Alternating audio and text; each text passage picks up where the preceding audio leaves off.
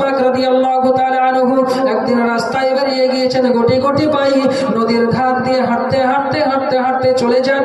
যেতে যেতে যেতে যেতে দেখেন নদীর ধারে একটা মহিলা আপনার কোমরে কলসি নিয়ে ডুকরে ডুকরে ডুকরে ডুকরে কান্না করে, এতটা কান্না করে, কান্না করতে করতে তার যেন বুক ভেসে যায়, এতটা ডুকরিয়ে কান্না করে তার কান্না শেষ হয় না ভাই। গাউস পাক রাদিয়াল্লাহু তাআলা আনহু দাঁড়িয়ে দাঁড়িয়ে ওই মেয়েটার কান্না আপনার দেখতে আসেন। এতটা বেদনাদায়ক কান্না, কিসের জন্য কান্না করে? হযরত গাউস পাক রাদিয়াল্লাহু তাআলা আনহু টুকটুক করে হাঁটতে হাঁটতে আপনার কিনা ওই মহিলার কাছে চলে যান।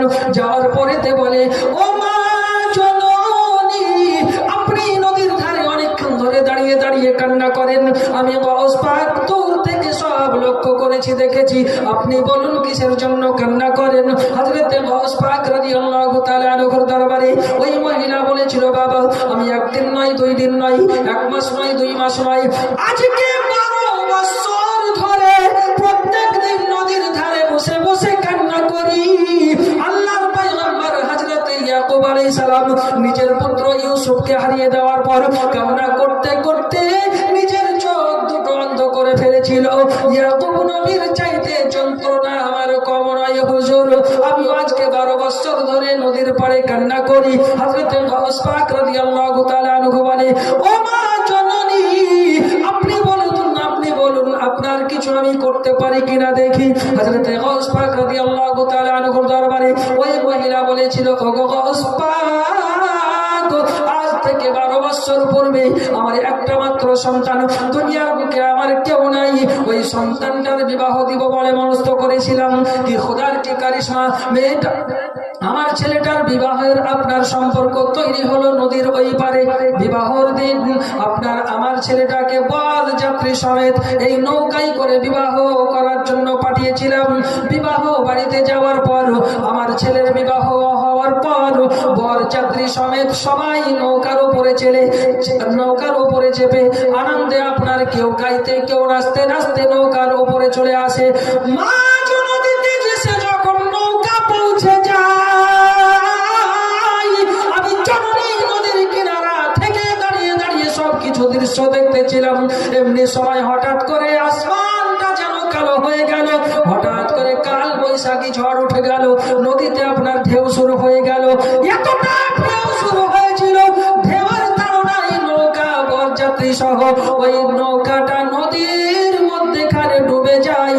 আমি আমার সন্তান এবং বৌমাকে সমেত অনেক বরযাত্রী সবাইকে হারিয়ে দিয়েছি আজ থেকে 12 বছর পূর্বে।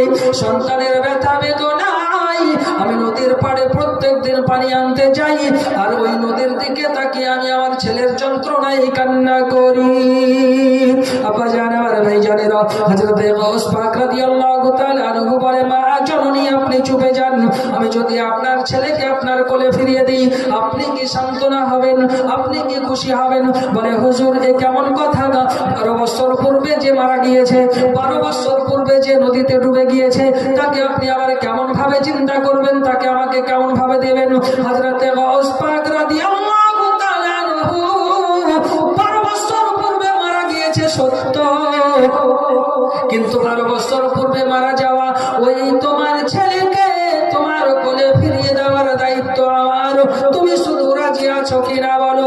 ওগো হুজুর, আপনি যদি আমার ছেলেকে আমার কোলে ফিরিয়ে দিন, কোন মা এমন দুনিয়ার বুকে আছে নিজের ছেলেকে পেলে খুশি হবে না?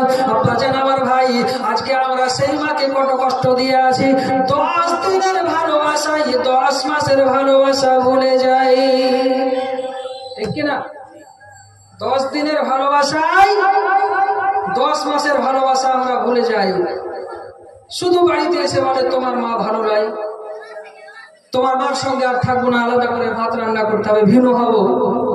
আর ওই তার মহব্বতে পড়ে, ভালোবাসায় পড়ে 10 মাসের ভালোবাসাকে লাথি মেরে বলে তোমার সঙ্গে আমার আর কোনো সম্পর্ক নাই। এ তো আমরা মানুষ। কিন্তু আজকে চিন্তা ভাবনা করতে হবে, আজকে 10 মাস 10 দিন যে পেটে ধারণ করেছে, একটা মাই জানে যে পেটে বাচ্চা ধরে রাখার যন্ত্রণা কতটা। আজকে ওই বাচ্চাটা যদি কোনো পুরুষের পেট থেকে হতো, তো যখন হতো তখনই টুটি চিপে ওকে মেরে দিত, ঠিক কিনা ভুল? যে তুই পেটের ভিতরে থাকতে কতবার লাথি মেরেছিস, কত যন্ত্রণা দিয়েছিস, তোর মতন ছেলের আমার দরকার নাই। কিন্তু একটা মা কি করে, এতটা যন্ত্রণা সহ্য করার পর রাত্রিবেলায় ঘুমিয়ে আরাম পাই না, খেতে বসে আরাম পাই না, রান্না করতে আরাম পাই না, এদিকে এক ডাব ওদিকে এক ডাব লাথি মেরে মেরে, তবুও মা কোনো সময় বিরক্ত হন নাই। যখন প্রসব বেদনা উঠেছে তো দুনিয়ার রাসূলে পাক সাল্লাল্লাহু তাআলা আলাইহি সাল্লাম বলেছেন, একটা মহিলার যখন প্রসব বেদনা ওঠে তো দুনিয়ার সমস্ত কষ্টকে যদি একদিকে করা হয় আর ওই প্রসব বেদনাকে যদি একদিকে করা হয় তো মায়ের প্রসব যন্ত্রণা বেশি হবে। আব্বাজি আমার ভাই, তো রাসূলে পাক এটাও বলেছেন যে ছেলে ভাত দেয় না তুমি দুঃখ করিও না, প্রসব বেদনার সময়, প্রসব যন্ত্রণার সময় তুমি যতবার আল্লাহ বলে চিৎকার করেছো, আমার রাসূলুল্লাহ বলেছেন ততটা মকবুল হজের সমান সব তোমার আমলনামায় দেওয়া হয়েছে। ব্রাদার ইসলাম, আজকে সেই মাকে আমরা কষ্ট দিই, ঠিক কি না? মা কেন এত দামি জানে না সকলে, জোরে বলুন সুবহানাল্লাহ। মা কেন এত দামি জানে না সকলে, আরে জানতো যদি পড়তো দেখে কোরআন হাদিস খুলে, মকবুল হজের সওয়াব মিলে মাকে একবার দেখিলে, মা কেন এত দামি জানে না সকলে। 10 মাস 10 দিন গর্ভে ধারণ করেছিলেন মা, সহ্য করেছিলেন মায়ে যতই যন্ত্রণা, আরে সেই মাকে কষ্ট দিলে, সেই মাকে কষ্ট দিলে খোদার আরশ কাঁপে, মা কেন এত দামি জানে না সকলে, জানতো যদি পড়তো দেখে কোরআন হাদিস খুলে। 2 বছর পান করালেন মায়ে বুকের দুধ, কোলে বুকে নিয়ে আমায় দিলেন কত সুখ, জোরে বলুন সুবহানাল্লাহ। 2 বছর পান করালেন মায়ে বুকের দুধ, কোলে বুকে নিয়ে আমায় দিলেন কত সুখ। কি করে সেই ছেলে মাকে, কি করে সেই ছেলে মাকে মন্দ কথা বলে, মা কেন এত দামি জানে না সকলে, জানতো যদি পড়তো দেখে কোরআন হাদিস খুলে। বাজার আমার ভাইজানেরা, যাদের জগতে মা বেঁচে আছেন, মাকে সেবা করার চেষ্টা করবেন, কোনো সময় দুঃখ দেবেন না। হযরতে গাউস পাকের দরবারে মা বলেছিল, বাবা পৃথিবীতে এমন কোন মা আছে যে নিজের সন্তানকে কোলে ফেলে খুশি হবে না? হুজুর আমার সন্তান যদি পাই তাহলে আমি বড় খুশি হয়ে যাব। হযরতে গাউস পাক রাদিয়াল্লাহু তাআলা আনহু বলছেন, ও মা জননী আপনি একটু শান্ত হয়ে যান। এই বলে হযরতে গাউস পাক রাদিয়াল্লাহু তাআলা আনহু আপনার কিনা মুরাকাবায় বসে গিয়েছেন, মুশাহাদাতে বসে গিয়েছেন। কিছুক্ষণ পর আল্লাহর দরবারে ফরিয়াদ করে, রব্বুল আলামিন আমি গাউস পাক আব্দুল কাদের জিলানী তোমার দরবারে হাত উঠিয়ে দিয়েছি, আজ থেকে 12 বছর পূর্বে তার সন্তানকে সে হারিয়েছে। আল্লাহ আমি গাউস পাক তোমার দরবারে দোয়া করি ওই সন্তানটিকে জিন্দা অবস্থায় তার মার কোলে ফিরিয়ে দিতে হবে। আমার আল্লাহ পাক আল্লাহ তাআলা বলে, আব্দুল কাদের এই কেমন কথা? 12 বছর পূর্বে যে মারা গিয়েছে, 12 বছর পূর্বে নদীতে ডুবে সে ইন্তেকাল করেছে, 12 বছর পর তাকে আবার জিন্দা করা হবে কেমন ভাবে? হযরতে গাউস পাক রাদিয়াল্লাহু তাআলা আনহু বলছেন, আল্লাহ পাক আল্লাহ তাআলা আমি কথা দিয়েছি তাকে, তার সঙ্গে ওয়াদা করেছি, আল্লাহ পাক আমি চাইবো আপনার কাছে দেওয়ার দায়িত্ব আপনার, আর যদি তার সন্তানকে ফিরিয়ে না দেওয়া হয় পৃথিবীর জমিনে গাউসে আজম মিথ্যাবাদী হয়ে যাবে। আব্বাজি আমার ভাই, গাউস পাক যখন এই বলেছি আপনার আল্লাহর দরবারে দোয়া করতে আছেন, গাউস পাক রাদিয়াল্লাহু তাআলা আনহু বলছেন, আল্লাহ পাক আল্লাহ তাআলা চাওয়ার দায়িত্ব আমার, দেওয়ার দায়িত্ব তোমার, কেমন ভাবে দিবে তুমি দাও, আমি যেভাবে চাওয়ার সেভাবে চেয়ে নিয়েছি। হযরতে গাউস পাক রাদিয়াল্লাহু তাআলা আনহুকে আমার আল্লাহ পাক আল্লাহ তাআলা বলছেন, আব্দুল কাদের 12 বছর পূর্বে যে ইন্তেকাল করেছে তাকে কেমন ভাবে ফিরিয়ে দেওয়া হবে? রব্বুল আলামিন কিয়ামতের দিন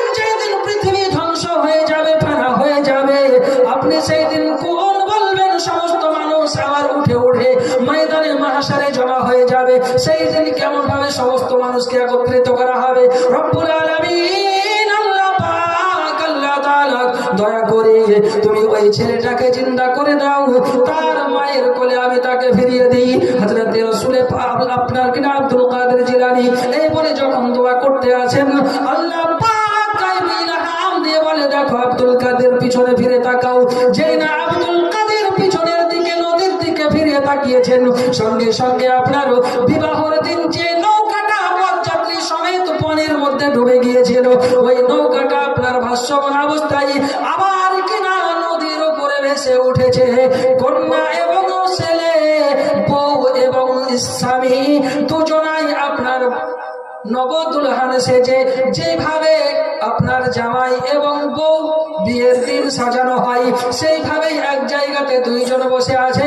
সমস্ত বরযাত্রী আপনার নৌকার উপরে আনন্দ করতে করতে কিনারায় এসে লেগে যায়। আমার আব্দুল কাদের বলে, জননী মা, নাও তোমার সন্তান, তোমাকে দিয়ে দেওয়া হলো। এ ছিল আমার গৌস পাকের পাওয়ার, এ ছিল আমার গৌস পাকের ক্ষমতা। গৌস পাক বলছেন, এ নাও তোমার সন্তান।